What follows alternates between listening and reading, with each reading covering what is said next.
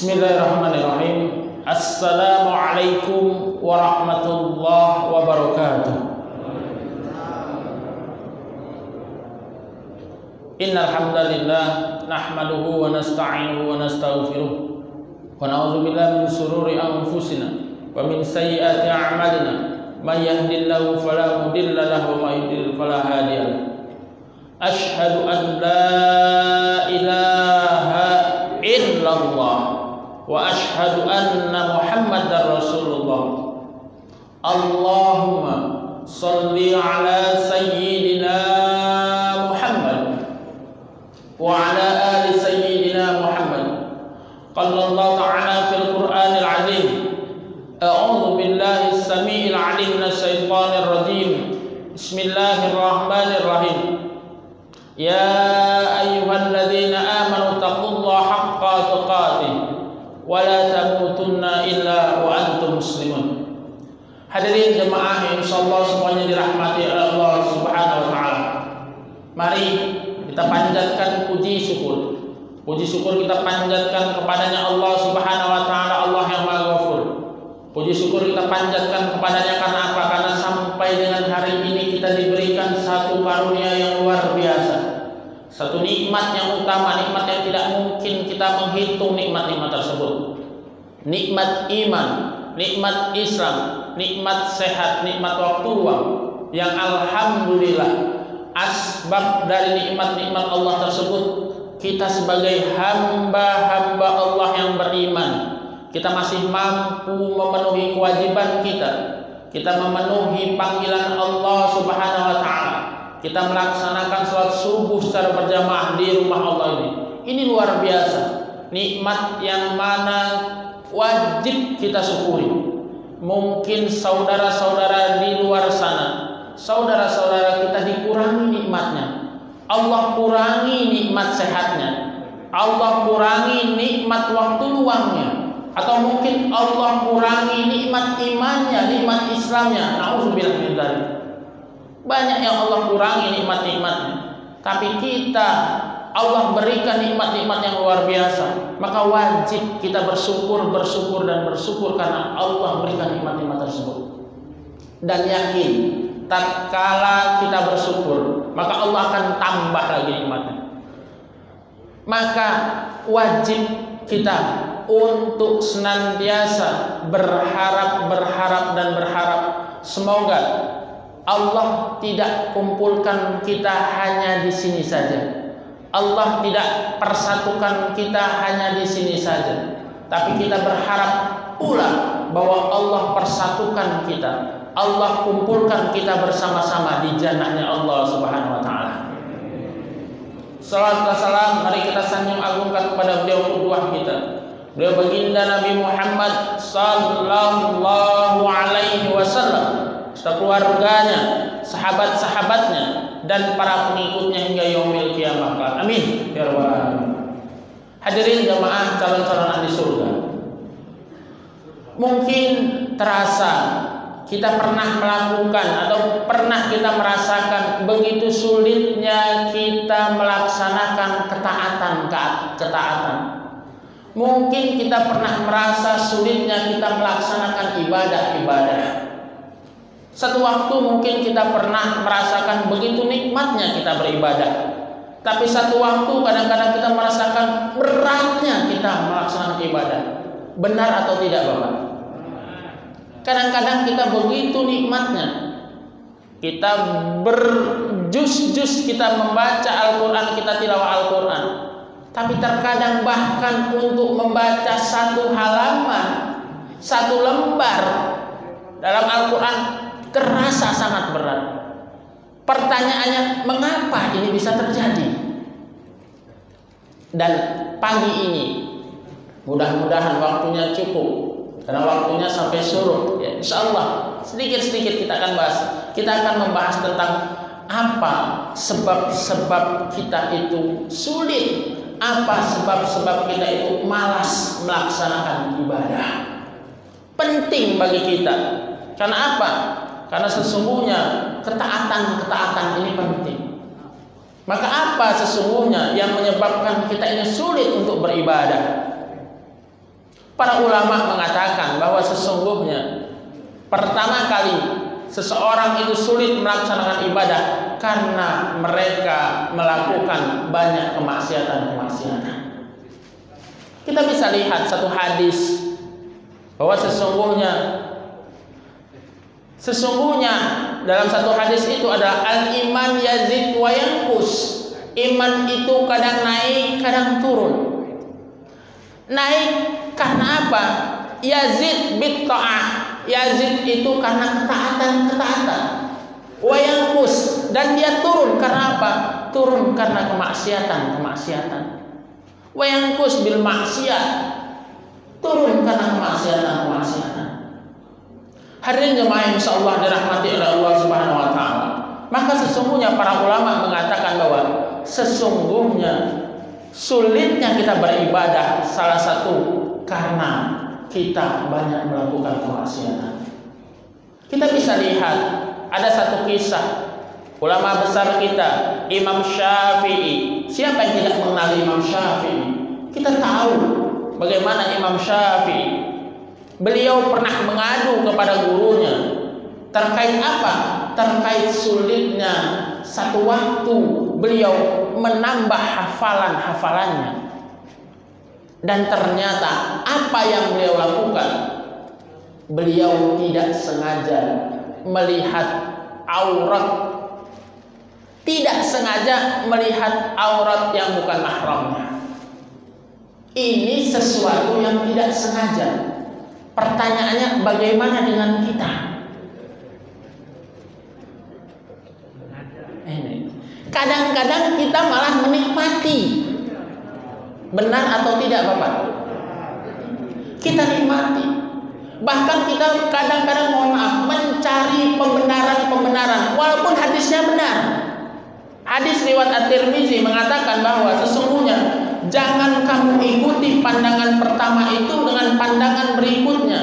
Karena pandangan pertama itu boleh buat kamu, tapi tidak dengan pandangan selanjutnya. Hadis riwayat At-Tirmizi. Hadisnya benar, tapi kadang-kadang kita mencari pembenaran dengan hadis itu. Ustaz, kan nggak sengaja. Iya, ini kan pertama nggak dosa. Benar, kalau benar-benar tidak disengaja. Secara hukum fikih benar. Tetapi begitu kita menikmati, dosa karena menikmatinya. Jadi hati-hati. Ulama besar kita, Sufyan Ats-Tsauri, beliau pun pernah berkata, beliau pernah mengatakan, saya pernah tidak bisa menjalankan qiyamul lail.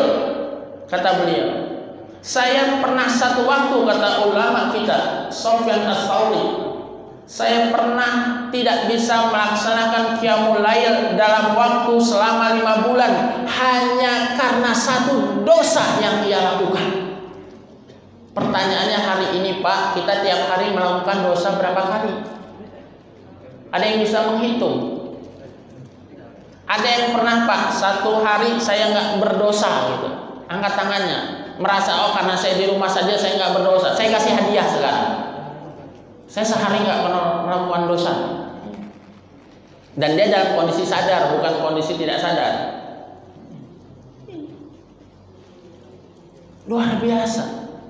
Maka kenapa? Apa penyebab kemaksiatan ini? Kadang-kadang kita meremehkan dosa-dosa kecil. Dan yakinlah tidak ada dosa kecil tatkala itu diremehkan. Dan tidak ada dosa besar tatkala dia taubatan nasuha. Hadirin jemaah insyaallah dirahmati oleh Allah Subhanahu wa taala. Tatkala kita bermaksiat, maka sesungguhnya apa yang hilang dari perbuatan-perbuatan itu? Tatkala kita terbiasa melakukan kemaksiatan, maka Allah akan cabut yang namanya nikmat iman. Manisnya iman. Maka yakin seseorang yang terbiasa meremehkan dosa-dosa kecil, seseorang yang terbiasa melaksanakan kemaksiatan, yakin ibadahnya tidak akan khusyuk. Hari ini kadang-kadang kita merasa, ya Ustaz, saya susah untuk khusyuk, saya susah untuk ibadah dengan baik. Tidak perlu mencela kemana-mana, tidak perlu melihat kemana-mana. Pertama, koreksi diri kita, muhasabah. Jangan-jangan sulitnya kita beribadah hari ini, beratnya kita tilawah Al-Quran kali ini, sesungguhnya bisa jadi karena banyaknya kemaksiatan yang kita lakukan. Bisa jadi berat kita untuk membaca Al-Quran. Kadang-kadang mohon maaf, begitu kita baca Al-Quran baru 1 ayat, 2 ayat, baru setengah halaman sudah menguap. Pernah begitu Pak? Sering ya. Begitu biasanya kalau sudah nguap ngantuk, biasanya kan ngantuk mau tidur ya. Kita tutup Al-Quran kita, nggak tidur kita ya. Hilang ngantuknya ya. Pernah begitu? Ada yang pernah, ada yang sering. Nah ini, mengapa nih? Bisa jadi hal ini. Kalau sering terjadi seperti itu, ada yang salah dalam diri kita. Banyak faktor. Mungkin salah satunya karena kemaksiatan. Allah cabut manisnya iman. Allah cabut lezatnya keimanan karena kemaksiatan ini. Maka tidak bisa tidak. Pertama kali, hilangkan kemaksiatan itu. Hilangkan. Maka kenapa ketaatan itu wajib? Ittaqullah mastata'tum. Bertakwalah kalian semampu kalian. Semampu kita. Berusaha semaksimal mungkin. Walaupun benar tidak ada manusia yang tidak berdosa. Rasul saja pernah salah. Benar, Rasul pernah salah. Karena beliau manusia. Tapi jangan itu dijadikan pembenaran bahwa kita salah terus. Maka mari hari ini kita coba untuk apa? Ittaqullah mastata'tum. Bertakwa semaksimal kita. Hindari kemaksiatan itu. Hadirin jemaah insyaallah dirahmati oleh Allah Subhanahu wa taala. Lalu selanjutnya, tatkala kita malas, berat melaksanakan kemaksiatan, berat kita melaksanakan ibadah, bisa jadi para ulama mengatakan karena kita belum tahu tentang urgensi ibadah, pentingnya ibadah. Maka wajar tatkala kita tidak tahu urgensi ibadah, pentingnya ibadah, maka wajar kadang-kadang kita sering melakukan kemaksiatan. Sering kita melaksanakan malas dalam beribadah. Akhirnya apa? Orang yang tidak mengetahui tentang pentingnya ibadah, maka biasanya ibadahnya sekedar gugur kewajiban. Sholat dia sholat, tapi di akhir-akhir waktu. Yang penting kan sholat Ustaz, yang penting kan puasa Ustaz. Akhirnya apa? Sholat dia sekedar gugur kewajiban, puasa hanya sekedar tidak makan dan minum saja. Kenapa? Dia tidak paham tentang pentingnya ibadah. Apa itu ibadah? Maka wajib kita mengetahui tentang pentingnya ibadah. Maka wajar seseorang yang tidak paham tentang urgensi ibadah, tatkala membaca ayat-ayat Al-Quran atau mendengar ayat-ayat Al-Quran tidak bergetar hatinya. Wajar bagi mereka yang biasa membawa atau melaksanakan kemaksiatan, mendengar ayat-ayat Al-Quran tidak bergetar hatinya, wajar. Padahal kalau kita jelas-jelas baca di surah, ya, kita baca, ya, yakin saja Al-Quran itu kita baca. Al-Anfal dikatakan jelas sekali Allah berfirman, tatkala kita mendengar ayat-ayat Al-Quran, orang-orang beriman itu tanda-tandanya apa? Bergetar hatinya. Tapi pertanyaannya, kenapa tatkala ada kita mendengar bacaan-bacaan Al-Quran yang merdu, baik bacaannya, ternyata apa? Hati biasa saja. Kita lihat imam kita tadi membacakan surah begitu luar biasa, bacaannya baik. Cuma mungkin kita berbeda-beda. Ada yang benar-benar bergetar memahami maknanya, ada juga yang diam saja, ada juga yang mungkin lama amat ini imamnya. Beda-beda, tergantung kualitas kita masing-masing. Wajar. Maka bagaimana, apa yang perlu kita perbaiki? Maka pertama, hindarkan kemaksiatan, pahami tentang apa itu ibadah, agar kita jangan sekedar ibadah itu gugur kewajiban. Saya pernah sampaikan dalam beberapa majelis, saya tidak tahu di sini pernah atau tidak. Seseorang itu masuk nanti dalam tingkatan, ada beberapa tingkatan. Ada yang masuk surga itu tanpa hisab. Orang yang masuk surga tanpa hisab ini Allah alam ya, mudah-mudahan kita masuk di dalamnya Pak ya. Mau masuk surga tanpa hisab? Tetapi dalam riwayat itu hanya 70.000 orang saja. Dalam satu riwayat 70.000 itu banyak atau sedikit? Sedikit. Kalau cuma 70.000 warga Bandar Lampung banyak. 70.000 dari umatnya baginda Nabi Muhammad SAW. Sementara para sahabat saja itu jumlahnya puluhan ribu. Ini wallahu alam, kita masuk yang ini tidak. Ada kelompok yang kedua. Apa kelompok yang kedua? Yang masuk surga dihisab. Jadi tatkala dihisab, dihitung amal-amal kita, ternyata amal-amal baik kita lebih banyak daripada perbuatan maksiat kita. Nah, ini yang masuk surga. Ya mudah-mudahan kalau nggak masuk kelompok yang pertama, masuk kelompok yang kedua. Ada kelompok yang ketiga. Saya tidak mau bahas ini karena waktunya singkat. Ini ada pembahasan lain, tapi ini hanya lewat saja. Pembahasan yang ketiga. Nah, ini kelompok yang ketiga. Apa kelompok yang ketiga? Dia dihisab.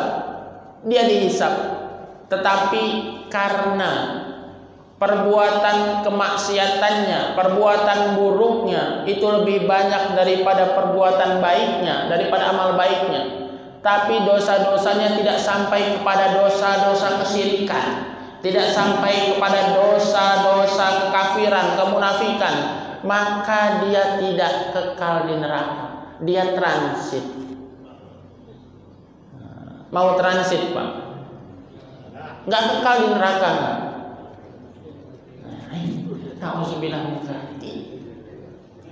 Padahal dalam satu riwayat dikatakan bahwa sesungguhnya siksa paling ringan di neraka itu kita pakai terompahnya neraka, pakai sandalnya neraka. Maka sesungguhnya begitu kita pakai sandal di neraka, mendidih otak kita. Ini paling ringan. Jangan sampai kelompok yang ketiga ini, walaupun tidak kekal di neraka.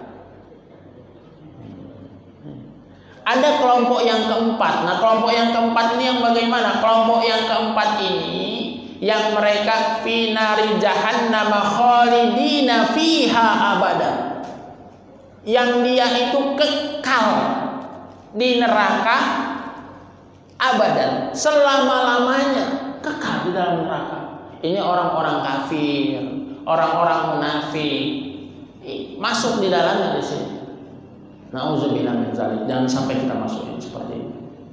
Maka jangan sampai kita masuk begini. Bagaimana caranya? Dengan ketaatan. Taat. Pahami apa itu ketaatan. Begitu kita bicara taat, artinya apa? Patuh. Suka atau tidak suka, senang atau tidak senang, tatkala itu perintah Allah dan Rasulnya, maka wajib kita ikut aturan Allah dan Rasulnya. Maka kenapa firman Allah, perintah Allah, ya ayyuhalladzina amanu udkhulu fis silmi kafah. Wala tattabi khutuwati syaitan innahu lakum aduwwum mubin. Hai orang-orang yang beriman, udkhulu fis-silmi kafah, masuklah kalian ke dalam Islam itu secara kafah, secara menyeluruh, tidak setengah-setengah. Wala tattabi khutuwati syaitan, dan jangan kamu mengikuti langkah-langkah syaitan, karena sesungguhnya syaitan itu musuhmu yang nyata. Nah, pertanyaan hari ini kan kadang-kadang kita belum kafah. Kita nerima sebagian, menolak sebagian. Ustadz juga begitu kadang-kadang. Dilihat ini ustadznya malas jamaah, cari hadis-hadis yang berjamaah nanti dulu. Kadang-kadang oknum itu tapi ya.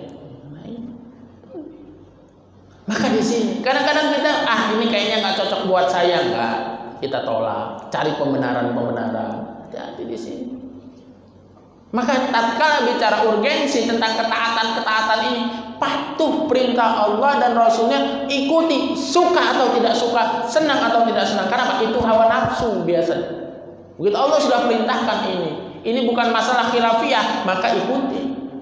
Karena biasa penentangan itu adalah nafsu. Maka pahami urgensi ibadah. Maka ibadah kita bukan hanya gugur kewajiban. Jangan sampai lagi subuh kesiangan, zuhur kesibukan, asar kelupaan, maghrib kecapean, isya ketiduran. Hati-hati. Ataupun kalau ibadah ya, yang penting sholat apa? Sholat zuhur. Sholat zuhur jam berapa? Udah jam 2 lewat. Udah sih tat, yang penting kan sholat. Sholat subuh jam berapa? 5:30. Udah sih, yang penting kan sholat. Hati-hati. Kenapa? Dia belum paham tentang urgensi ibadah ini, pentingnya ibadah. Maka wajar tatkala kita itu melaksanakan ketaatan, kebaikan itu malas. Tatkala kita beribadah malas, enggan. Hati-hati. Hadirin jemaah insyaallah dirahmati oleh Allah Subhanahu wa taala. Lalu selanjutnya para ulama mengatakan, kenapa kita malas dalam beribadah?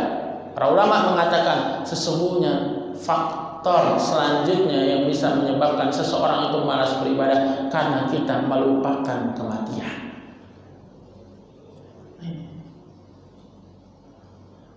Rasulullah baginda Nabi Muhammad SAW pernah bersabda, beliau berkata kepada para sahabatnya, akan datang satu masa di mana pada saat itu umat Islam seperti hidangan di meja makan. Saya yakin para jamaah pernah sering mendengar hadis ini. Satu masa akan datang umat Islam seperti hidangan di meja makan. Tahu hidangan di meja makan? Siap disantap dari segala penjuru, dari depan, siap disantap dari belakang, dari kanan, dari kiri, dari segala penjuru. Para sahabat yang mendengar demikian heran dan berkata, ya Rasul, apakah pada saat itu umat Islam jumlahnya sedikit? Apa jawaban baginda Nabi Muhammad SAW? Beliau katakan, tidak, jumlah umat Islam saat itu banyak, jumlah umat Islam pada saat itu mayoritas. Tapi ternyata apa? Apa yang beliau katakan?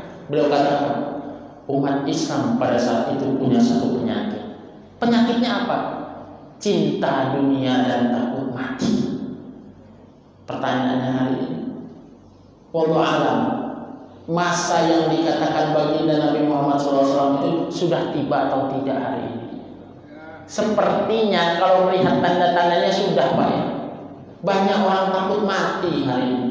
Banyak orang hubung dunia hari ini. Cinta dunia yang berlebih-lebihan. Kita baru dicoba corona ini, COVID baru berapa? 2 tahun, Pak ya. Ternyata hari ini banyak orang lebih takut kepada makhluk, lebih takut kepada virus COVID ini daripada takut kepada Allah. Banyak. Ya. Kadang-kadang kita takut. Sholat di masjid pakai masker, renggang-renggangan. Taunya dia pakai standar ganda. Kenapa? Begitu di masjid dia jauh-jauhan, begitu ke mall dia deket-deketan. Begitu dia ke pantai, ke tempat wisata, dia rangkul-rangkulan. Ada nggak yang begitu, Bapak? Standarnya ganda. Terkait masalah yang lain ya silahkan, itu ijtihad masing-masing para ulama yang menganggap bahwa ini sudah masuk pandemi, bahwa pada zaman sahabat pernah terjadi wabah yang namanya taun. Ya silahkan, itu ijtihad para ulama. Ijtihad itu ya, benarnya dapat 2, salahnya dapat 1. Silahkan kita mau ikut yang mana. Masalahnya kadang-kadang kitanya yang punya standarnya ganda. Di satu sisi di masjid kenapa renggang-renggangan, tapi tempat lain kita malah rapet-rapetan. Ini yang terjadi hari ini. Kita lebih takut kepada makhluk. Akhirnya Pak, kita takut kepada virus daripada takut kepada Allah. Saya katakan demikian bukan berarti kita untuk menghilangkan ikhtiar. Ikhtiar tetap hukumnya wajib. Tapi kita lebih apa? Takut mati. Saya tanya kepada Bapak Ibu hadirin insyaallah dirahmati oleh Allah Subhanahu wa taala. Pak, takut mati tidak, Pak? Takut? Takut mati atau tidak, Pak? Kullu nafsin za'iqatul maut. Setiap yang bernyawa pasti merasakan mati. Walaupun kita belajar ke Banten, belajar ilmu debus, kebal, tetap pasti mati. Tinggal menunggu giliran sesungguhnya. Maka sesungguhnya hari ini mati. Jangan takut mati, jangan minta mati, tapi rindukanlah mati. Ini yang benar. Tapi kalau orang yang takut mati, ya biasanya begitu. Pikirannya dunia, dunia dan dunia. Dan mohon maaf, kadang-kadang tanpa sadar. Sakit itu. Kita ingatnya bukan kepada Allah dulu, tapi kepada yang lainnya. Tanda bukti bahwa kita tidak takut kepada Allah, atau mungkin bukan artinya apa? Allah takut, tetapi porsinya berbeda. Contoh saya tanya kepada Bapak, Pak, kalau sakit, ibu-ibu kalau sakit, itu yang pertama diingat saat sakit, benar-benar sakit, itu obat dulu, dokter dulu, apa Allah dulu? Lagi sakit tuh, jujur jawabnya, obat, dokter apa Allah? Ada yang dokter, ada yang obat. Jarang. Saya katakan demikian bukan berarti kita untuk menghilangkan ikhtiar, bukan. Ikhtiar tetap wajib. Tetapi bagaimana? Karena hati-hati. Allah itu didahulukan. Baru nanti bisa ikhtiarnya mungkin lewat dokter, lewat obat. Kenapa? Orang yang takut mati pikirannya dunia. Orang yang hubung dunia itu bahaya. Kenapa? Dalam satu riwayat, dalam satu hadis dikatakan jelas bahwa orang yang cinta dunia itu pangkal dari segala dosa. Dalam satu hadis dikatakan, hubbud dunya ra'su kulli khati'atin. Cinta dunia itu adalah sumber dari segala kejahatan, sumber dari segala dosa.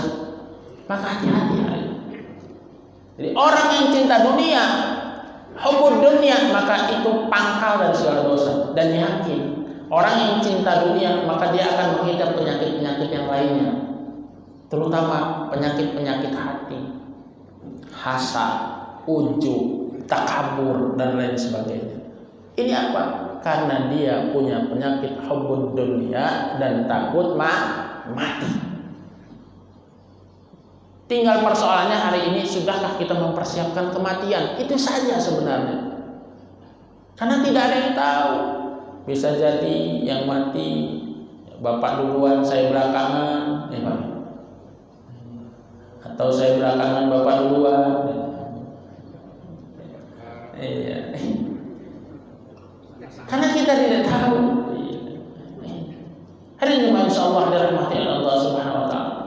Tinggal bagaimana hari ini kita mempersiapkan kematian. Kenapa? Kematian itu, orang mati itu sebenarnya bisa hanya dibagi 2 kelompok saja.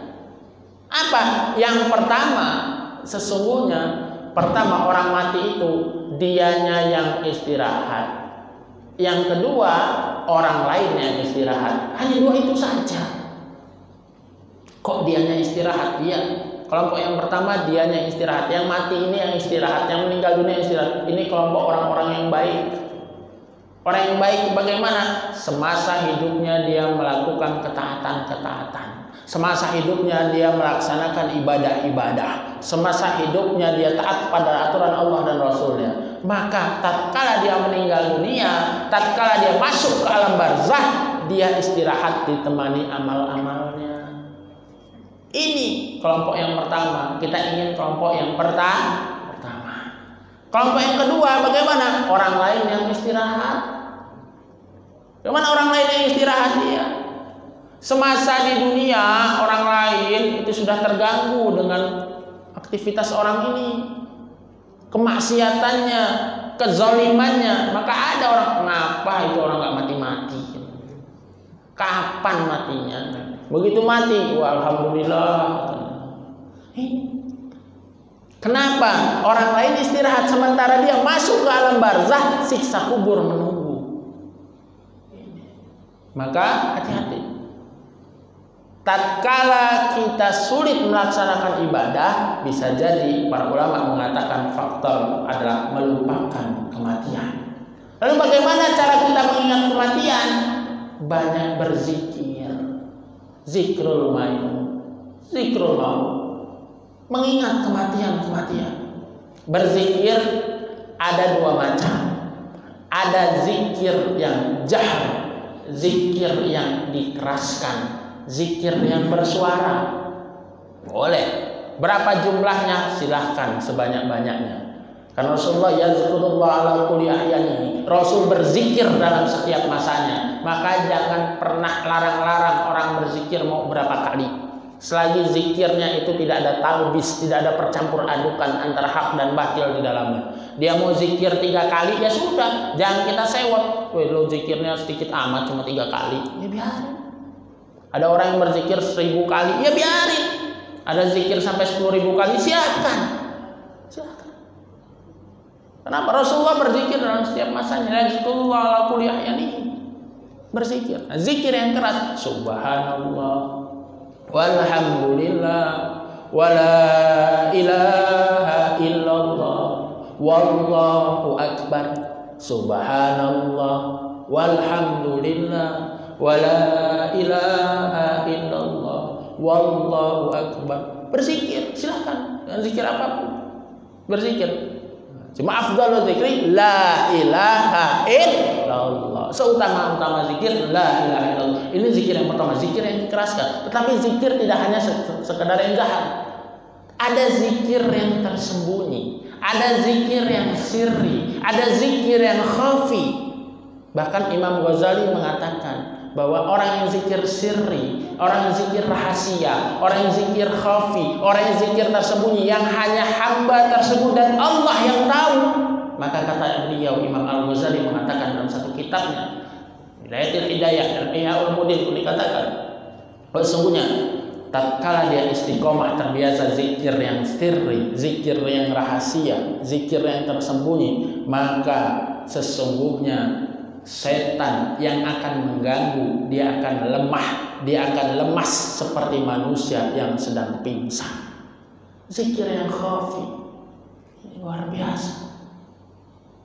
Cara kita untuk mengingat kematian dengan salah satunya banyak berzikir. Zikir yang khafi, zikir yang insya Allah terhindar dari yang namanya riya, dari pamer, dari takabur. Kenapa? Hanya kita dengan Allah yang tahu. Lagi kita berniaga di pasar, kita melayani konsumen, zikir hati kita, Allah, Allah, Allah, Allah. Berzikir, silakan. Kadang-kadang kan kita tidak. Kita ingat Allah itu lagi pengajian begini, kita ingat Allah. Kita lagi di masjid ingat Allah. Apalagi kalau ustadznya itu muhasabah, ya, nangis-nangis, kita ikut, kita nangis-nangis. Keluar dari masjid, sejam 2 jam kumpul dengan komunitas kita, lupa lagi gitu yang nangis-nangis. Mengingat dengan zikir yang khafi. Maka tatkala berzikir la ilaha illallah. Berzikir. Tinggal siap tidak. Maka orang yang senantiasa memperbaharui keimanan kita, jaddidu imanakum, perbaharui keimanan kita dengan apa? Dengan la ilaha illallah. Insya Allah yakin mudah kita tergerak untuk melaksanakan ketaatan, mudah kita untuk melaksanakan ibadah. Sesungguhnya. Hadirin jemaah insyaallah dirahmati oleh Allah Subhanahu wa taala. Lalu selanjutnya para ulama mengatakan kenapa kita sulit atau kita malas melaksanakan satu kebaikan. Bisa jadi karena kita tidak tahu besarnya pahala tersebut. Wajar. Kita nggak tahu pahalanya, maka malas kita melaksanakan ibadah. Maka kenapa Syekh Al-Jawadi Al-Muli mengatakan tingkatan orang beribadah itu ada beberapa tahapan. Syekh Al-Jawadi Al-Muli mengatakan ada orang yang beribadah itu layaknya seperti hamba sahaya. Biasanya orang yang seperti ini ya orang yang ibadahnya hanya gugur kewajiban tadi yang saya sampaikan. Yang penting sekedar gugur kewajiban kan. Ada tingkatan selanjutnya kata beliau, ada orang yang beribadah itu layaknya seperti pedagang. Orang pedagang biasanya kan untung rugi Pak ya. Saya mau melaksanakan ibadah saya dapat apa? Saya capek-capek sholat subuh mending enak tidur ya Pak ya. Berjamaah di masjid gitu kan, dapat apa? Kalau memang wajar, maka kenapa ada hadis-hadis motivasi? Dirangkum ada fadilah amal kitabnya ya, fadilah amal. Walaupun ada sebagian saudara kita mereka langsung mengatakan nggak usah pakai itu fadilah amal, itu kitab banyak hadis doifnya. Ya hadis doif kan bukan hadis palsu. Kenapa kita? Nah, kadang-kadang ada saudara-saudara kita yang seperti itu. Itu hadis motivasi. Dan memang ada mungkin sebagian saudara kita yang memang kalau beribadah harus dimotivasi dulu. Kenapa? Karena dia belum tahu besarnya pahala. Dia mau capek-capek ngapain saya sih bangun pagi-pagi suruh tahajud umpamanya. Kenapa sih saya harus bangun subuh ke masjid? Karena dia belum tahu, wajar dikasih motivasi. Oh, ternyata sholat 2 rakaat sebelum subuh itu lebih baik daripada dunia dan isinya. Oh, ternyata kalau berinfak pagi hari itu ada 2 malaikat yang setiap harinya itu memberikan doa, membaca doa, mendoakan orang yang berinfak pagi harinya. Doanya 2 berbeda-beda. Yang pertama mendoakan keberkahan bagi siapa? Bagi mereka yang berinfak di hari itu, diberikan keberkahan hartanya. Lalu yang kedua doanya kebalikannya, bagi mereka yang kikir, bagi mereka yang bakhil, bagi mereka yang memang sengaja tidak mau untuk berinfak, maka doanya kebalikan dari itu. Sulitkan. Maka hati-hati. Bisa jadi seseorang itu malas beribadah karena tidak tahu pahala-pahala tersebut. Maka tugas kita bagaimana? Sampaikan. Kalau ada orang-orang ya, yang memang dia belum dekat dengan masjid, jangan ditakut-takuti. Kamu itu nggak pernah ke masjid, neraka loh. Gitu. Dan sebagian kamu nggak pernah sholat, neraka loh katanya. Enak bawanya neraka aja, ya. Gara-gara yang satu kaki di atas mata kaki, satu di bawah mata kaki pakai ya baju celananya umpamanya. Oh ini neraka katanya. Hati-hati. Karena bisa jadi karena belum tahu dan lain sebagainya. Karena itu tingkatan khilafiyah. Ulama saja berbeda pendapat. Dan saya sering sampaikan dalam beberapa majelis terkait masalah khilafiyah, ada satu kaidah yang harus kita sepakati.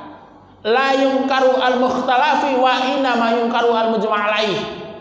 Seseorang itu boleh saja mengikuti pendapat yang masih diperselisihkan ulama. Kita tidak boleh mencegah hal itu kecuali itu sudah disepakati oleh ulama. Artinya kalau di ikatan para ulama saja masih terjadi perbedaan pendapat, nah kita yang bukan ulama, kita ngikut ulama, tinggal ngikuti saja pendapat ulama. Saya mau ikut pendapat Imam Syafi'i, ya konsisten dengan pendapat Imam Syafi'i. Saya mau ikut pendapat Imam Hanafi, konsisten dengan pendapat Imam Hanafi. Jangan saling menyalahkan. Nah, hari ini kadang-kadang kita saling menyalahkan. Ini bahaya.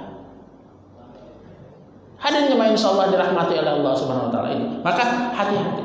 Bisa jadi malasnya kita beribadah karena tidak tahu besarnya pahala suatu ibadah. Yang terakhir, nah ini. Yang terakhir. Ini, karena kita singkat-singkat saja. Nah, ini. Karena nanti ada 1 atau 2 pertanyaan ya. Setelah itu kita suruh insyaallah. Yang terakhir adalah berlebih-lebihan dalam hal yang mubah. Kita sering sepakati Pak, kita pernah ngaji semua dari zaman kita kecil, dari guru-guru ngaji kita. Ada yang namanya wajib. Wajib itu dikerjakan mendapat pahala, ditinggalkan mendapat dosa. Ada sunnah. Sunnah itu dikerjakan mendapat pahala, ditinggalkan tidak apa-apa. Lalu selanjutnya ada makruh. Makruh itu ditinggalkan mendapat pahala, dikerjakan tidak apa-apa. Ada haram.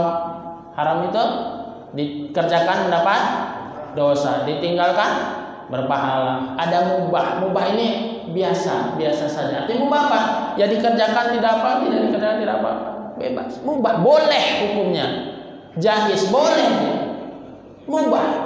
Nah, tetapi sesungguhnya tatkala kita memahami ya, perkara-perkara mubah, apalagi kalau kita masuk kepada kajian-kajian tasawuf, tazkiyatun nafs, itu perkara-perkara mubah. Para ulama mengatakan berlebih-lebihan dalam perkara mubah itu bisa menyebabkan seseorang malas beribadah. Berlebih-lebihan, kalau sedikit silahkan, mubah boleh. Contoh ya, contoh umpamanya makan kalau sedikit ya, normal kita makan biasa itu bagus, bahkan untuk bisa menguatkan tubuh kita, untuk ibadah. Tetapi kalau sudah banyak berlebih-lebihan, bisa kita lihat Imam Ghazali menyampaikan dalam kajian, saya pernah ngisi di sini tentang pintu-pintu masuknya setan. Salah satunya apa? Perut yang kekenyangan. Mubah awalnya, tapi begitu dia berlebih-lebihan itu bisa menyebabkan malas beribadah. Sampai orang kadang-kadang malas beribadah, ini bisa jadi. Bahkan Imam Ghazali mengatakan orang yang terbiasa makan berlebih-lebihan itu sulit dalam hafalan-hafalan, sulit dalam memahami ilmu. Ini. Maka perkara-perkara mubah kalau itu berlebih-lebihan, maka itu pun bisa menyebabkan sulitnya kita beribadah. Hadirin jemaah insyaallah dirahmati Allah Subhanahu wa taala. Mungkin ini masuk ke waktu suruh 1 pertanyaan atau 2 pertanyaan, silahkan jika ingin bertanya. Ya, silahkan. Assalamualaikum warahmatullahi wabarakatuh. Waalaikumsalam warahmatullahi wabarakatuh. Kalau kita telusuri dari zaman Rasulullah itu petunjuk untuk melaksanakan ibadah ini satu, artinya tidak terpecah. Nah, kita yang umat Rasulullah di akhir zaman ini terpecah. Kalau kita mengikuti mazhab ada 4. Pertanyaannya adalah, adakah kewajiban kita untuk mengikuti mazhab tertentu? Ya. Yang pertama. Kemudian yang kedua, masalah kemaksiatan. Iya. Kemaksiatan itu muncul kalau menurut saya karena ada setan. Setan itu yang selalu 24 jam menggoda kita. Nah, pertanyaannya adalah, tadi Ustaz mengatakan jalan keluarnya adalah zikir. Salah satunya. Ada nggak zikir yang paling paten untuk mengusir setan? Iya. Saya kira itu. Ya. Waalaikumsalam warahmatullahi wabarakatuh. Jadi saya akan jawab, insyaallah.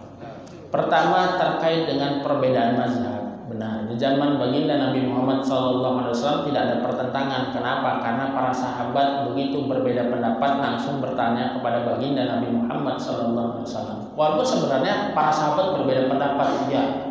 Karena sahabat itu, beliau itu melakukan sesuatu apa yang beliau lihat, bukan yang didengar.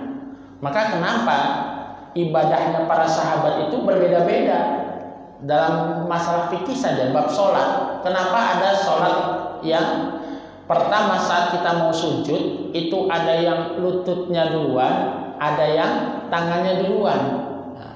Karena apa? Para sahabat, dan ini kalau kita melihat rujuknya kepada hadis riwayat Abu Hurairah, oh ternyata Abu Hurairah karena pernah melihat baginda Nabi pertama tangan duluan, tangan duluan. Tapi ternyata sahabat yang lain tidak, karena melihat baginda Nabi Muhammad pernah ternyata lutut duluan. Tapi selesai. Kenapa? Karena masih ada baginda Nabi Muhammad Sallallahu Alaihi Wasallam. Selesai. Sama. Peristiwa-peristiwa yang lain pun demikian. Selesai karena baginda Nabi Muhammad. Begitu baginda Nabi Muhammad telah tiada, beliau meninggal dunia, maka sesungguhnya mulai. Maka kenapa ada al-ulama warasatul anbiya?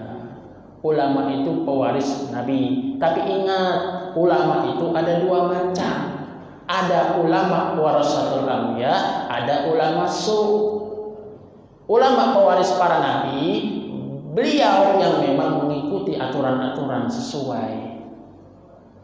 Ulama-ulama mereka ulama-ulama yang jelek, ulama-ulama yang jahat, yang hanya mendahulukan hawa-hawa nafsunya. Terkait pertanyaan, apakah ada kewajiban kita mengikuti satu mazhab tertentu? Inilah ranahnya ikhtilaf ulama. Terjadi perbedaan pendapat para ulama. Pendapat pertama ini biasa dipakai saudara-saudara kita sebelah sana. Mereka yang menganggap bahwa tidak perlu ada mazhab wajib mengikuti mazhab tertentu. Tapi mohon maaf, kalau saya secara pribadi melihat pendapat ini agak sedikit aneh, walaupun saya tidak salahkan. Karena ini terkait pendapat. Kenapa? Begitu kita tidak mengikuti pendapat satu mazhab, lalu dia belajarnya sama siapa? Belajarnya ya dengan Al-Quran dan hadis langsung. Masalahnya dia mampu tidak. Hati-hati memahami Al-Quran tatkala dia tidak punya ilmunya. Contoh, ada ayat innamal musyrikuna najasun. Sesungguhnya orang musyrik itu adalah najis. Dalam Al-Quran ada ayat demikian. Kalau kita nggak memahami ayat ini, perlu ditakwil. Kenapa? Tatkala kita salah memahami innamal musyrikuna najasun, sesungguhnya orang musyrik itu adalah najis, kita pahami orang musyrik, orang itu adalah najis, berarti nggak mau dong kita salaman.